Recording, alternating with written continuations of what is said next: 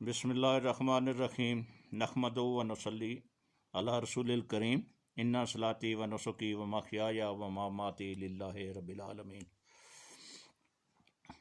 मैं खादम अली अफसर दरबार आलिया मुड़ा शरीफ आज आपको कुरान पाक जो हुजूर पीर साहब ने तफसीर लिखी है 5 जिल्दों में, उसमें पहली जिल्द में से सूरत बकरा की तफसीर आयत नंबर 16 की पढ़कर सुनाऊंगा।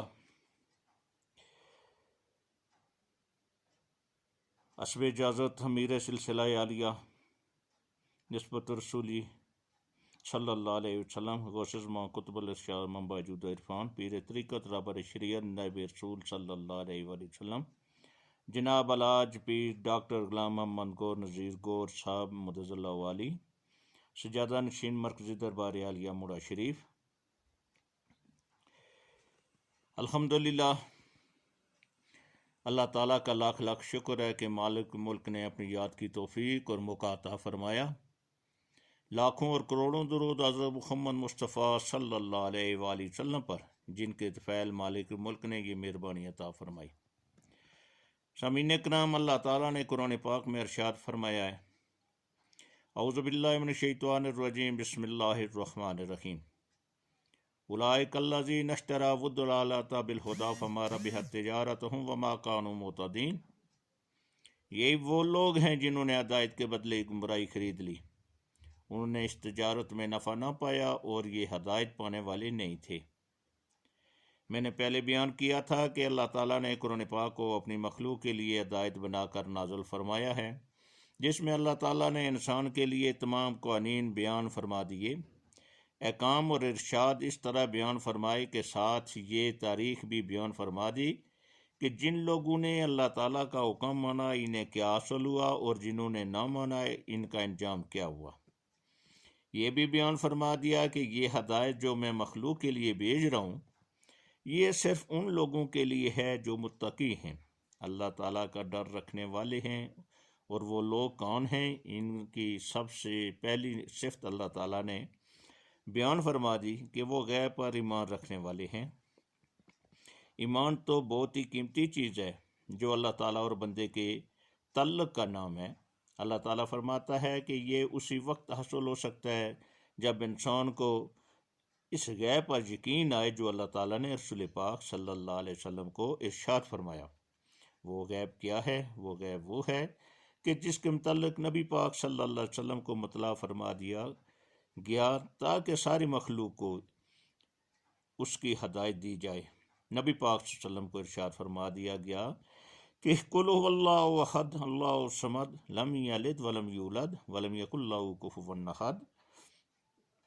है मुहम्मद सल्लल्लाहु अलैहि वसल्लम, आप इन लोगों को बता दें कि जिसने इन्हें पैदा किया, जो इनका मालिक है, जो इनका खालिक है, वो अल्लाह ताला वहदहू ला शरीक है, वो बेनियाज है, वो किसी का मोहताज नहीं, सारी मखलूक उसकी मोहताज है। वो किसी का बेटा नहीं, ना उसका कोई बेटा है और इसके बराबर कोई नहीं हो सकता, उसका हमसर नहीं।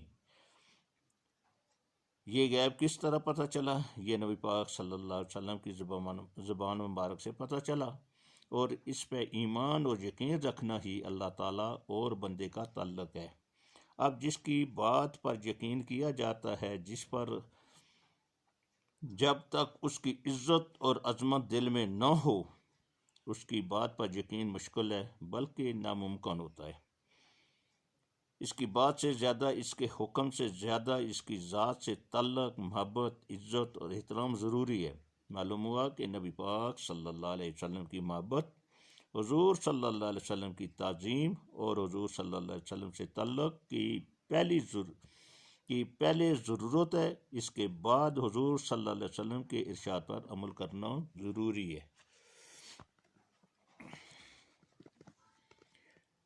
इस तरह जो लोग नबी पाक सल्लल्लाहु अलैहि वसल्लम के इरशाद पर अमल करते हैं, यानी क़वानीन खुदा पर अमल करते हैं, इन्हीं का अमल मकबूल है। लेकिन जिन लोगों के दिलों में नबी पाक सल्लल्लाहु अलैहि वसल्लम की इज़्ज़त और ताज़ीम नहीं, इनका अमल बिल्कुल बेमैनी और बेहुदा है। عمل اس وقت صحیح ہو سکتا ہے جس وقت بتانے والے سمجھانے والے کی عزت اور عظمت دل میں ہو، محبت اور قدر دل میں ہو۔ اللہ تعالیٰ نے اس ارشاد پاک کے ساتھ یہ بھی بیان فرما دیا کہ جب ہدایت آئی تو ایسے بھی لوگ تھے جنہوں نے نبی پاک صلی اللہ علیہ وسلم کے ارشاد پر آمنا و صدقنا کہا اور فدا ہو گئے، حضور صلی اللہ علیہ وسلم کی غلامی اختیار کر لی اور حضور صلی اللہ علیہ وسلم سے تعلق پیدا کر لیا۔ اس تعلق پر انہیں اپنے ماں باپ، اپنی اولاد، اپنی جان، مال، وطن، قوم، عزت، آبرو، غرض ہر چیز کو فدا کرنا پڑا۔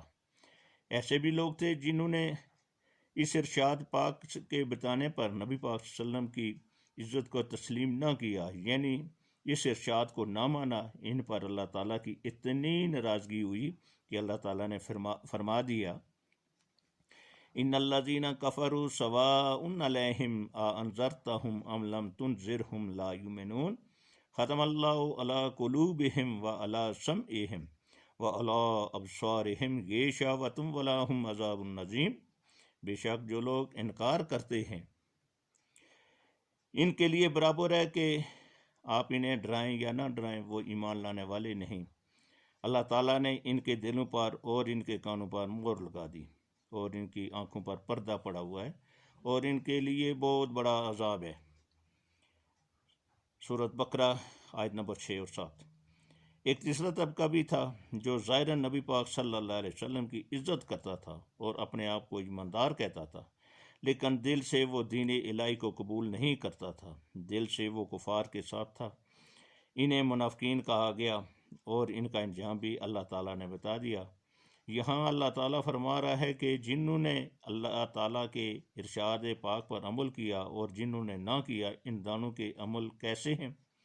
اللہ تعالیٰ کے ارشاد پاک پر عمل کرنا، نبی پاک صلی اللہ علیہ وسلم کی ذات پاک کی غلامی اختیار کرنا، اللہ تعالیٰ کے ارشاد پاک پر عمل نہ کرنا، نبی پاک صلی اللہ علیہ وسلم سے بے رخی، بے رغبتی اور بے ادبی ہے۔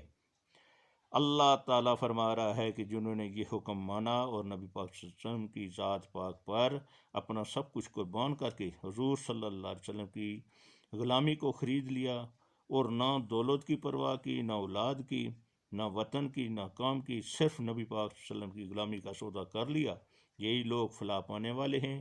ان کو یہ سب کچھ ہم دیتے ہیں اور وہ لیتے ہیں۔ ایک وہ لوگ ہیں جنہوں نے اس غلامی کو اختیار کرنا اپنی حد تک خسارہ اور نقصان سمجھا۔ ایک وہ لوگ ہیں کہ جنہوں نے دنیاوی عزت و جلال اور دولت کو ادنا سمجھا اور اس غلامی کو لیا۔ یہاں اللہ تعالیٰ ان دونوں کا حال بیان فرما رہا ہے کہ وہ لوگ جنہوں نے دنیا کے بدلے میں نبی پاک صلی اللہ علیہ وسلم کو اختیار کیا وہ فائدے میں رہے اور سرفراز ہوئے، اور جنہوں نے نبی پاک صلی اللہ علیہ وسلم کی غلامی کے بدلے دنیا کو لیا وہ بہت بڑے خسارے میں ہیں۔ انہوں نے ہدایت کے بدلے گمراہی خریدی، دنیا میں بھی گمراہی لی اور یہ آخرت میں بھی ان کی تباہی اور بربادی کا سبب ہوگی۔ قرآن پاک کا ایک بڑا حصہ تاریخ پر مشتمل ہے جس میں یہ بیان کیا گیا ہے کہ نافرمان لوگوں کا انجام کیا ہوا۔ آج ہمارے سامنے یہ بات موجود ہے کہ جن لوگوں نے ہدایت حاصل کی، یعنی نبی پاک صلی اللہ علیہ وسلم کی غلامی خریدی، انہوں نے دائمی اور ہمیشہ کے لیے سرخروئی اور سرفرازی خریدی اور شاہی خریدی، لیکن جنہوں نے اس وقت عزت، دولت اور آرام کا مطالبہ کیا اور اسے پسند کیا، وہ ہمیشہ کے لیے ذلت اور گمراہی میں رہے۔ قیامت میں بھی ذلیل و خوار اور رسوا ہوں گے۔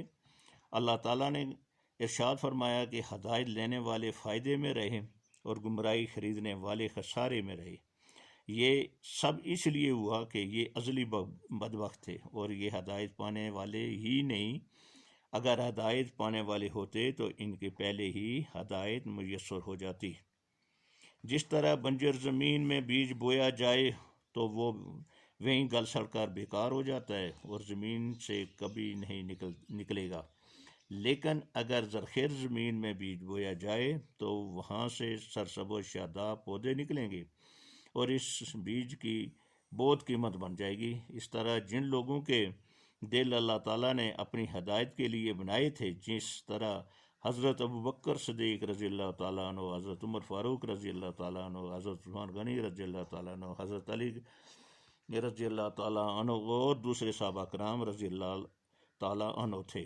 انہوں نے نبی پاک صلی اللہ تعالی وسلم کو دیکھا، آپ صلی اللہ علیہ وسلم کا چہرہ مبارک دیکھا تو انہوں نے کہا کہ یہ چہرہ سب سے سچا چہرہ ہے اور اللہ تعالیٰ کے نور کا مظہر ہے، یہ سرتاپا ہدایت ہے اور اسی غلامی میں ہماری نجات ہے۔ لیکن جو ازلی بدبخت تھے ان کے متعلق فرمایا گیا کہ یہ ہدایت پانے والے ہی نہیں، جیسے ابو جہل، ابو لہب، حالانکہ ابو لہب نبی پاک صلی اللہ علیہ وسلم کا حقیقی چچا تھا، لیکن سب سے زیادہ مخالفت اسی نے کی اور وہ دنیا میں بھی اس طرح ذلیل ہوا کہ کئی میل تک اس کی بدبو آتی تھی۔ اس کے اپنے بیٹوں نے اسے دفنانے کے لیے بڑی نفرت کا مظاہرہ کیا، لکڑیوں سے دھکیل کر اسے گڑھے میں پھینکا اور اس پر مٹی ڈالی، اور آخرت میں جو اس کا انجام ہوگا اس کا ہر آدمی اندازہ لگا سکتا ہے۔ یہ سب کچھ بیان کرنے کا مقصد یہ ہے کہ اگر انسان اللہ تعالیٰ کی ہدایت حاصل کرنا چاہتا ہے جو سرخروئی اور سرفرازی کا ذریعہ ہے اور سبب ہے، تو اس صورت میں حاصل کر سکتا ہے کہ نبی پاک صلی اللہ علیہ وسلم سے تعلق پیدا کرے، یعنی نسبت رسولی صلی اللہ علیہ وسلم حاصل کرے۔ اس کائنات کو بنایا ہی اللہ تعالیٰ نے نبی پاک صلی اللہ علیہ وسلم کی خاطر ہے اور ساری کائنات کے لیے حضور صلی اللہ علیہ وسلم کو رحمت للعالمین بنایا۔ حضور صلی اللہ علیہ وسلم کی خاطر ہی دنیا میں بھی مخلوق پر رحم و کرم فرمایا اور آخرت میں بھی شفاعت بھی حضور صلی اللہ علیہ وسلم کی خاطر ہی ہوگی اور حضور صلی اللہ علیہ وسلم شفیع میسر ہوں گے۔ جب نبی پاک صلی اللہ علیہ وسلم معراج شریف پر تشریف لے گئے تو اللہ تعالیٰ نے حضور صلی اللہ علیہ وسلم سے فرمایا کہ میں نے آپ صلی اللہ علیہ وسلم کی امت کو اس لیے غریب رکھا تاکہ قیامت میں ان کو حساب نہ دینا پڑے۔ میں نے آپ صلی اللہ علیہ وسلم کی امت کی لوگوں کی عمریں اس لیے کم رکھیں تاکہ ان کے گناہ زیادہ نہ ہوں۔ میں نے آپ صلی اللہ علیہ وسلم کی امت کو سب سے آخر میں اس لیے پیدا فرمایا کہ انہیں قبر میں تھوڑا وقت گزارنا پڑے، یعنی اللہ تعالیٰ کے تمام رحم و کرم مہربانیاں حضور صلی اللہ علیہ وسلم کے طفیل ہیں اور ان کا حقدار انسان اس وقت بن سکتا ہے جب نسبت رسولی صلی اللہ علیہ وسلم حاصل ہو۔ اگر نسبت رسولی صلی اللہ علیہ وسلم سے انکار ہو تو دوسرے لفظوں میں اللہ تعالیٰ کی تمام رحمتوں مہربانیوں سے ہی انکار ہے، اور یہی بدبختی ہے۔ نسبت رسولی صلی اللہ علیہ وسلم حاصل کرنے کے لیے سینوں کی صفائی ضروری ہے، جو اس محفل کی غرض و غایت ہے، جس لیے سب کو بلا کر اللہ تعالیٰ کی یاد کی ہدایت کی جاتی ہے۔ بار بار تاکید اس لیے کی جاتی ہے کہ بار بار نفس اور شیطان انسان کو گمراہ کرتا ہے، دل میں ڈالتا ہے کہ آج تمہیں فلاں ضروری کام ہے، فلاں کام کر لو پھر شامل ہو جانا۔ یہ سب شیطان اور نفس کی طرف سے ہوتا ہے۔ میں آپ کو اس لیے بتاتا ہوں کہ یہ ہدایت کی جگہ ہے اور یہاں ہدایت کا سبق دیا جاتا ہے۔ اس محفل سے محروم ہونا بہت بڑی نقصان کی چیز ہے۔ آپ کو ہدایت دیتے دیتے میں نے خود بڑی غلطی کی ہے کہ میں خود پچھلے ہفتے نہیں آیا۔ آپ سچ مانیں کہ سارا ہفتہ میں اپنے آپ کو ملامت کرتا رہا، سارا ہفتہ میں اپنے آپ کو اس طرح دیکھتا رہا جس طرح ایک بہت بڑے مجرم کو دیکھا جاتا ہے، اور استغفار کرتا رہا کہ یا اللہ میں نے کتنا بڑا جرم کیا ہے، شیطان اور نفس نے مجھ پر کتنا غلبہ کیا ہے کہ میں تیری یاد سے غافل رہا اور میری وجہ سے کتنے لوگ بھی غافل رہے۔ آج میں صرف یہی دعا کروں گا کہ اللہ تعالیٰ میری اس غلطی کو معاف کرے اور آئندہ اس جرم سے اللہ تعالیٰ مجھے بچائے۔ اب خلوص دل سے شروع کریں، خلوص دل سے سنیں، سمجھیں، اللہ تعالیٰ سے توفیق مانگیں، دعا کریں کہ یا اللہ ہمیں سمجھنے کی، پڑھنے کی، سننے کی، سمجھنے کی توفیق عطا فرما تاکہ ہماری دنیا اور آخرت بن جائے اور ہمیں اس پر عمل کرنے کی توفیق عطا فرما۔ وما علینا الا البلاغ المبین۔